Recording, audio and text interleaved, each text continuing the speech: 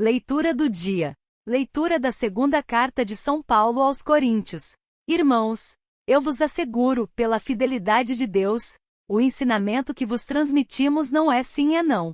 Pois o Filho de Deus, Jesus Cristo, que nós, a saber, eu, Silvano e Timóteo, pregamos entre vós, nunca foi sim e não, mas somente sim.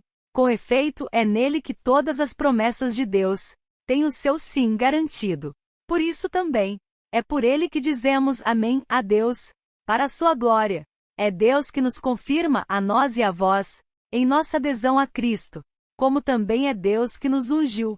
Foi ele que nos marcou com o seu selo, e nos adiantou como sinal o Espírito, derramado em nossos corações. Evangelho do dia. Proclamação do Evangelho de Jesus Cristo segundo Mateus. Naquele tempo disse Jesus a seus discípulos: Vós sois o sal da terra. Ora, se o sal se tornar insosso, com que salgaremos? Ele não servirá para mais nada, senão para ser jogado fora e ser pisado pelos homens. Vós sois a luz do mundo. Não pode ficar escondida uma cidade construída sobre um monte. Ninguém acende uma lâmpada e a coloca debaixo de uma vasilha, mas sim, num candeeiro, onde brilha para todos que estão na casa. Assim também brilha a vossa luz diante dos homens, para que vejam as vossas boas obras, e louvem o vosso Pai que está nos céus. Palavras do Santo Padre. No Evangelho de hoje, Jesus diz aos seus discípulos: Vós sois o sal da terra, vós sois a luz do mundo. Primeira imagem: o sal. O sal é o elemento que dá sabor, que conserva e preserva os alimentos contra a corrupção. Portanto, o discípulo é chamado a manter longe da sociedade os perigos, os germes corrosivos que poluem a vida das pessoas. Trata-se de resistir à degradação moral, ao pecado, dando testemunho dos valores da honestidade e da fraternidade, sem ceder às lisonjas mundanas do arrivismo, do poder e da riqueza. É sal, o discípulo que, não obstante os fracassos diários, porque todos nós os temos, se levanta do pó dos próprios erros, recomeçando com coragem e paciência, todos os dias a procurar o diálogo e o encontro com os outros. A segunda imagem que Jesus propõe aos seus discípulos é a da luz. Vós sois a luz do mundo. A luz dissipa a escuridão e permite ver. Jesus é a luz que dissipou as trevas, mas elas ainda permanecem no mundo e nas pessoas individualmente. É tarefa do cristão dispersá-las, fazendo resplandecer a luz de Cristo e anunciando o seu Evangelho. Trata-se de uma irradiação que pode derivar até das nossas palavras, mas deve brotar principalmente das nossas boas obras. O discípulo de Jesus é luz quando sabe viver a sua fé fora dos espaços restritos, quando contribui para eliminar preconceitos, para eliminar calúnias e para fazer entrar a luz da verdade nas situações corrompidas pela hipocrisia e pela mentira. Fazer luz. Mas não se trata da minha luz, é a luz de Jesus. Nós somos instrumentos para que a luz de Jesus chegue a todos. São Antônio de Pádua, sacerdote franciscano e doutor da Igreja. Seu nome de batismo é Fernando. Nasceu em Lisboa, Portugal, por volta do dia 15 de agosto de 1125, no seio de uma nobre família. Com 15 anos, entra para a Ordem dos Cônegos Regulares de Santo Agostinho. Preparou-se para o sacerdócio no mosteiro de Santa Cruz, em Coimbra. Sendo ordenado sacerdote com 24 anos de idade, foi encaminhado à carreira de filósofo e teólogo, mas desejava uma vida religiosa mais severa.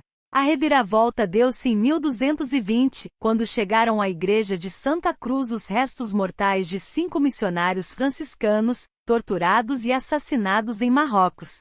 Da regra agostiniana à regra franciscana. Fernando decidiu deixar os cônegos agostinianos para seguir as pegadas de São Francisco de Assis. Escolheu ser chamado Antônio, para imitar o santo anacoreta egípcio. Amadureceu um forte impulso à missão, e seguindo este ideal, partiu para o Marrocos.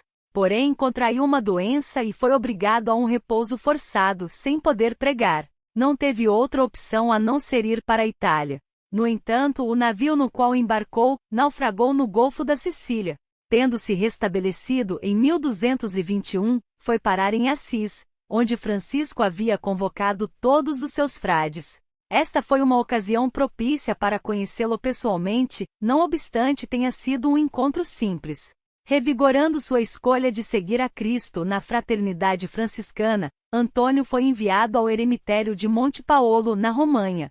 Ali dedicou-se sobretudo à oração, meditação, penitência e trabalhos humildes. Antônio Pregador. Em setembro de 1222, Antônio foi enviado a fazer pregação em Forlì, onde revelou seu talento. Das suas palavras emergiram uma profunda cultura bíblica e simplicidade de expressão. A primeira biografia de Santo Antônio narra: a sua língua, movida pelo Espírito Santo, começou a raciocinar sobre muitos assuntos com ponderação, de modo claro e conciso. Desde então, Antônio começou a percorrer o norte da Itália e o sul da França, pregando o Evangelho aos povos e povoados, muitas vezes confusos pelas heresias do tempo, sem poupar críticas contra a decadência moral de alguns expoentes da Igreja. No ano seguinte, em Bolonha, foi mestre de teologia para os frades que se formavam. Foi o próprio Francisco que, com uma carta, conferiu-lhe este encargo, autorizando-o a ensinar e recomendando-lhe também a não se descuidar da oração. A escolha de Pádua. Pelos seus talentos que Antônio demonstra saber colocar ao serviço do reino de Deus, com 32 anos foi nomeado superior das fraternidades franciscanas do norte da Itália. Ao cumprir tal função, visitou, incansavelmente, os numerosos conventos, sob a sua jurisdição, e abriu outros. No entanto, continuou a atrair grandes multidões com suas pregações, transcorrendo diversas horas no confessionário e a reservar, para si, momentos de retiro em solidão.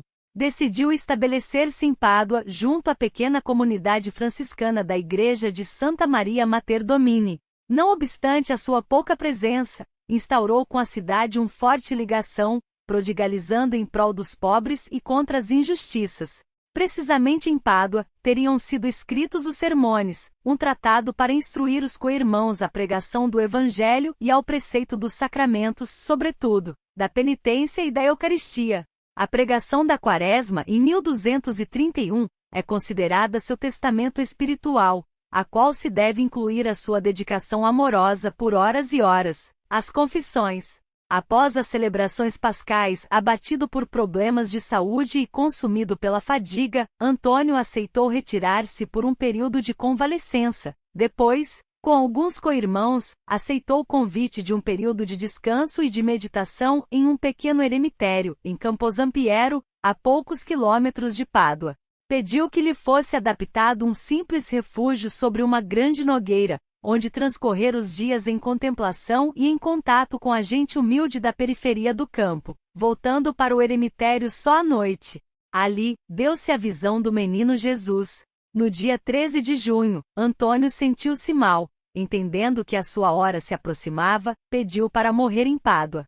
Foi transportando por um carro de boi, mas ao chegar a Arcela, um bairro às portas da cidade, expirou murmurando: "Vejo o meu Senhor." Reconhecido pela influência de Santo Agostinho, Antônio conjugou, de modo original, mente e coração, pesquisa teórica, prática das virtudes, estudo e oração.